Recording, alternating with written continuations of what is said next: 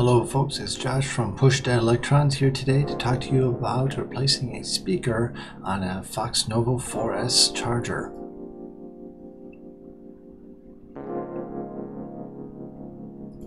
Now there's nothing fancy and wrong with my Foxnovo charger, it's just that that speaker is very loud. It alerts when it reaches a full battery charge and alerts when a full battery is discharged, and then it alerts again when it reaches a full charge after it's finished recharging. Now this isn't that much of a deal, except that, you know, when the wife nudges me in the middle of the night going, "What's that beeping?" it's time to change something around. So here's what I did to actually get that speaker out.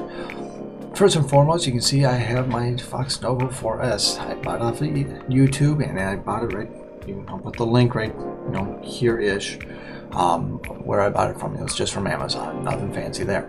Now there are 5 screws on the back side of it that you are going to need to be removed. One of which is underneath this label you see me removing now. I highly recommend that you actually get gloves.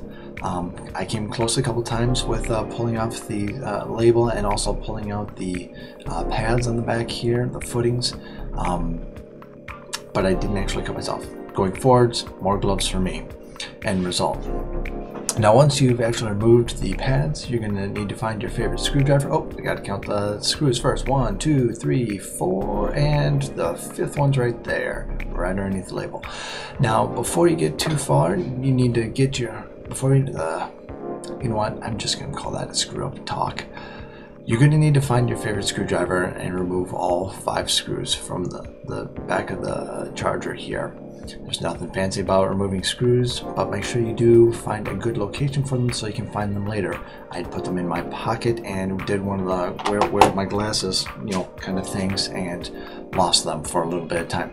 Now there is a 6th screw that you'll see right here, which is holding the PCB to the front part of the plastic. That will need to be removed because the speaker itself is on the flip side. Removing that, it did take a little bit of work, and in retrospect I would remove the back plastic completely.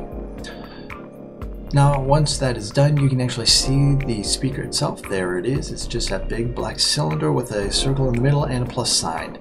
Now that is the annoying device that needs to be removed from the entire apparatus. So it is actually soldered in, and then there's 2 solder joints on the back side, and that is where we're going to make our tack and actually remove the speaker from. There is a better picture, because nobody likes seeing an awkward picture with some bad lighting. Now I am using a Radio Shack, I think it's a Radio Shack, don't quote me on that, solder and desolder sucker. I don't know what they're really called, but that's what I'm calling it. And it is not the greatest in the world. I think it's 15 watts maybe, but it works just fine. But I did have some troubles with getting the solder completely out of the PCB itself.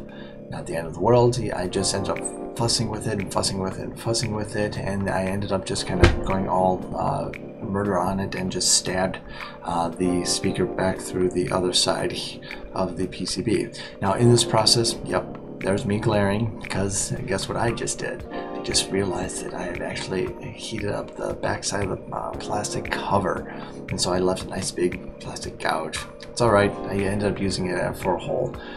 Now here's where I'm actually taking the soldering iron and just pushing that speaker through the solder joints that are right there. It does come out, it does take a little bit of work, but there it is. Ta-da! Nothing too fancy about that. Now that it is actually out, and you can see where it was sitting right there. Now that it is out, I'm going to show you what I did next, which was take some leads. Hey, look at that. Some wires I just had sitting around, and I'm going to use my speaker, and guess what? That speaker plugs in perfectly back into that header block that's right there. don't know if that's a header block, but whatever that block is, it works just fine. So I'm going to use the yellow and the black wires in this case, and I'm just going to solder them back in from the back side using my handy dandy soldering iron from Radio Shack. No endorsements here because, you know, Radio Shack's defunct now.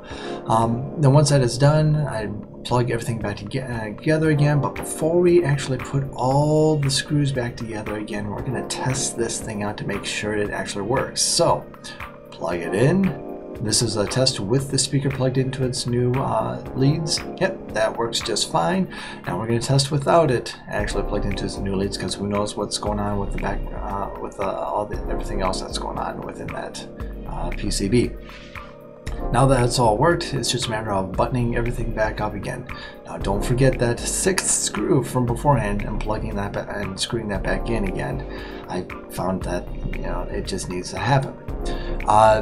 Now that that is done, put everything back together again. I made a small hole earlier, which I forgot to tape, and then make sure that the springs and the connections all work, and then find your favorite screwdriver and put it back again.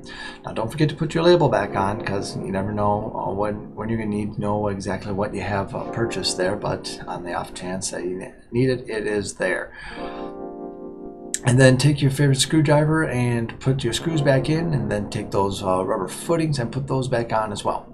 Now I ended up trying to solder the speaker back onto those leads, because the speaker is labeled with a positive and a negative, and I tried soldering on at least one side. That way, if I needed to, I could just unplug one side and then replug in the other side.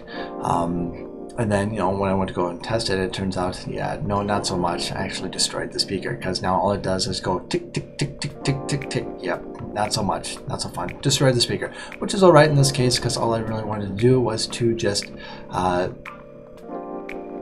get rid of the speaker entirely. Maybe some future project I'll actually do something about it. Now I'm just taping it up and testing to make sure everything works, and lo and behold, everything works as expected. Now that is what I did, and that's what the charger I'm going to use from here on going forward. There's nothing fancy about it, but it is what it is.